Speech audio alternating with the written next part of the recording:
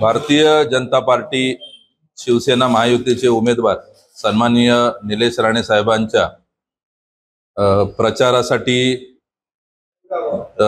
अगदी प्रचाराचा चांगल्या प्रकारचा झंझावत या मालवण शहरामध्ये सुरू झालेला आहे।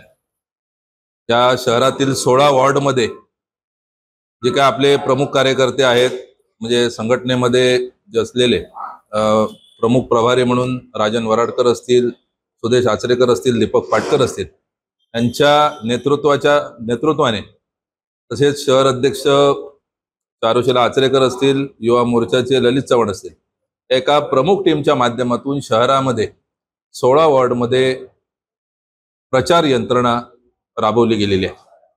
वास्तविक जेव्हा ही प्रचार यंत्रणा राबवत असताना कार्यकर्ते म्हणून जी आमची भावना आहे की बाबा आमचे उमेदवार विजयी व्हावे, त्यापेक्षा उत्स्फूर्त भावना ही जनतेतून येत आहे। हे वातावरण काय आहे त्याचं सगळ्यात महत्त्वाचं कारण की ह्या मतदारसंघामध्ये गेल्या 10 वर्षामध्ये माजी आमदार वैभव नाईक याच्या निष्क्रिय काम पद्धतीमुळे जनतेने हे इलेक्शन स्वतःच्या हातात घेतल्याचं चित्र या पूर्णपणे मालवण नगरपालिका क्षेत्रामध्ये दिसत आहे। अगदी उत्स्फूर्त प्रतिसाद प्रचार फेरीच्या दरम्यान या मालवण शहरात आम्ही अनुभवलेला आहे।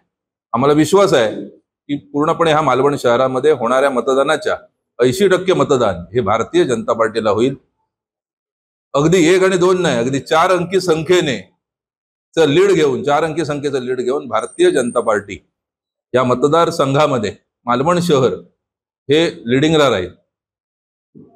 महत्वाची गोष्ट एकच आहे की गेल्या 2 वर्षाच्या काळामध्ये महायुतीने जे वेगवेगळे निर्णय घेतलेत आपल्या शासकीय स्तरावर, या निर्णयांचा फायदा तसेच एका बाजूने हे भाग आहे, तर दुसऱ्या बाजूने निष्क्रिय माजी आमदार वैभव नाईकाने ह्या मतदारसंघामध्ये 10 वर्षाला संधी मिळून देखील कुठल्याही प्रकारचा विकास करण्यासाठी जी अक्षमता दाखवली, ह्याची तुलना करता पूर्णपणे मतदार हे निलेश राणे साहेबांच्या मागे आहेत। आणि येणारं जे 20 तारीखचं मतदान आहे त्याच्यामध्ये निश्चित आम्हाला विश्वास आहे की शिवसेना भारतीय जनता पार्टी महायुतीचे उमेदवार निलेश राणे ह्या जिल्ह्यामध्ये ह्या कुडाळ मालवण विधानसभा मतदारसंघामध्ये 50,000 पेक्षा जास्त मताधिक्य घेऊन विजयी होतील।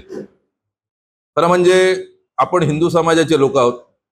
2च दिवसापूर्वी तुलसी विवाहाच्या दिवशी तुलसी विवाहाच्या टायमिंगच्या वेळेला उद्धव ठाकरेंनी जो उबाटाने जो इथे त्यांच्या आगमनाचा मेळावा घेतला होता, त्या मेळाव्यावरूनच एक गोष्ट लक्षात आली, तर म्हणजे हिंदू संस्कृतीमधला तुलसी विवाह हा सगळ्यात महत्त्वाचा सण।